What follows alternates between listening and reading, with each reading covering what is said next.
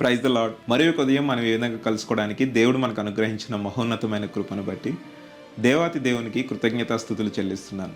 Daily bread అనే ఈ శీర్షికను వీక్షిస్తున్న ప్రతి ఒక్కరికి యేసుక్రీస్తు ప్రభు వారి పేరిట శుభాలు తెలియపరుస్తున్నాను. ఆధ్యాత్మిక జీవితంలో మనకు ఒక శత్రువు ఉంటాడు. వాడు మనల్ని ఎప్పుడు మృంగుదమా అని వెయిట్ చేస్తూ ఉంటాడనమాట. ఇదే విషయాన్ని పేతురు మొదటి పత్రిక 5వ అధ్యాయం 8వ వచనంలో మనం చూస్తాం. మనం ఉదయమంతా కష్టపడి రాత్రి రెస్ట్ తీసుకుంటాం, కానీ వాడు అలా కాదు.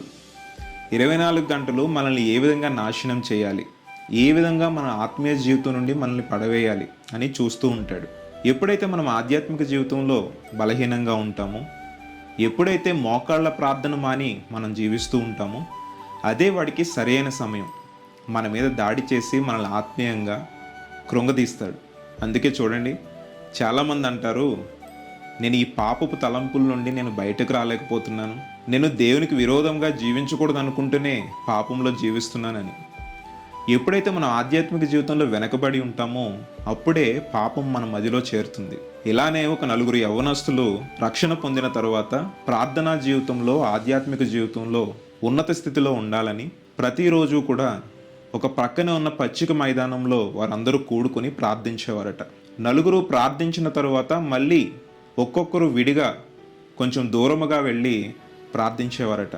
ఎక్కడైతే వీళ్ళు నలుగురుగా గుంపుగా కూడి ప్రార్థించారో ఆ ప్రదేశం అంతా కూడా గడ్డి లేకుండా, ఆ ప్రదేశం అంతా కూడా గట్టిగా ఏర్పడింది. వీళ్ళు ప్రార్థన చేసి ఎప్పుడైతే విడిగా వెళ్ళి ప్రార్థిస్తున్నారో, వీళ్ళు ఒక్కొక్కరు 4 విధాలుగా వెళ్తున్నారు కాబట్టి ఆ 4 మార్గాలు కూడా అక్కడ గడ్డి మొలవకుండా ఒక దారుల వలె ఏర్పడినాయట. ఇందులో ఏ యవ్వనస్తుడైతే ప్రార్థనా జీవితానికి దూరం అవుతున్నాడో అతని మార్గంలో గడ్డి మొలవడం ప్రారంభించేది. అది చూసిన మిగతా ముగ్గురు అతన్ని మళ్ళీ ప్రార్థనా జీవితంలోనికి తీసుకొచ్చి ఆధ్యాత్మిక జీవితంలో తగ్గిపోకుండా దేవునిలో ఎదిగే విధంగా చేసేవారట. చూడండి, ఎప్పుడైతే మనం ప్రార్థనా జీవితాన్ని కోల్పోతామో మనలో పాపపు కార్యాలు మొదలవుతాయి.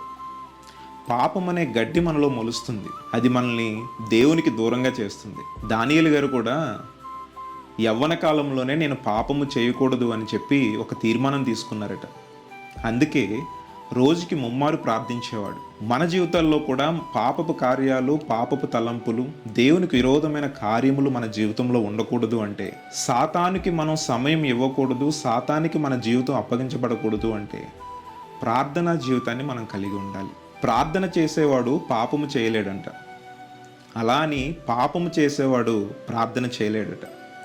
మరి ఈరోజు నీ యొక్క స్థితి ఎట్లా ఉందో ఒకసారి ఆలోచన చేసుకుని, ఈరోజే సరైన సమయం, రక్షణ దినం, దేవుని సన్నిధిలో మోకాళ్ళుని నువ్వు ప్రార్థించగలిగితే నీ ఆధ్యాత్మిక జీవితం మరింత ఉన్నత స్థితికి చేరుతుంది. అట్టి కృప దేవుడు మనకి దయచేయునుగాక. ప్రార్థిద్దామా? మహోన్నతుడా, పరిశుద్ధుడా, నీ ఘనమైన నామమునకు వందనములు తండ్రి. ఏమిచ్చినను నీ రుణం మేము తీర్చుకోలేము దేవా. ఈరోజు సజీవుల లెక్కలో మేము ఉన్నామంటే అది కేవలం నీ యొక్క కృప వలన మాత్రమే. ప్రభువా, ప్రార్థన చేస్తున్న ప్రతి ఒక్కరి జీవితాలను మీరు దర్శించండి. ఈ వీడియో చూస్తున్న ప్రతి ఒక్కరి జీవితాలను మీరు దర్శించండి. ఆధ్యాత్మిక జీవితంలో పడిపోకుండా నిలబడే శక్తిని, బలమును అయా నీ యొక్క వాక్యపు శక్తిని వారికి అందించండి. మేము చేసిన ప్రతి విధమైన నీకు విరోధమైన కార్యములను, పాపములను, అతిక్రమములను నీ సన్నిధిలో విడిచిపెడుతున్నాము దేవా. మమ్మల్ని క్షమించండి. నీవే తోడుండి నడిపించుమని ఈ చిన్ని ప్రార్థన నీ పాదముల చెంతకు చేర్చుకునమని యేసుక్రీస్తు వారి అతి శ్రేష్టమైన పరిశుద్ధ నామంలో అడిగి వేడుకొని పొంది ఉన్నాము తండ్రి. ఆమేన్.